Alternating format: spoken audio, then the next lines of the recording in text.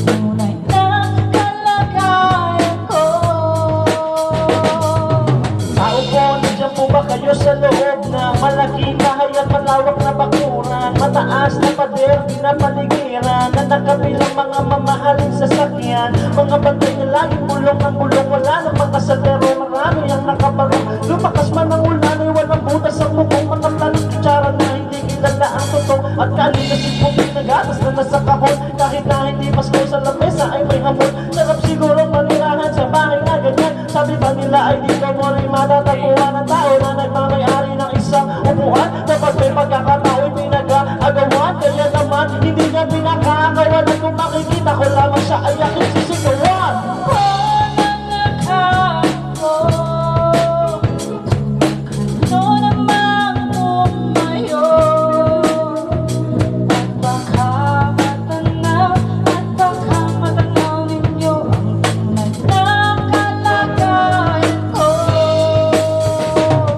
Mawalang ganang nagdala sa taong nakaupo, walang ibang patakal, ang bigas namin ay di puno, ang tingting ng bahay namin ay pinagtagpinagpingero sa gabi. Sobrang init na tumutunog ng yelo na di kaya bilhin, upat lagi sa inumin, pinakulong tubig sa lumang takuring muling-muling, gamit ang panggatong na inanag lamang sa estero na nagsisilbing kusina sa umaga yaming banyo. Aking inay na may kayaman ang isang kaldero, nagagamit kapag ang aking yama ay sumedo, pero kulang na kulang pa rin ulam na tuyot asin at 50 pesos sa maghapoy pagkakasyahin. Di ko alam kung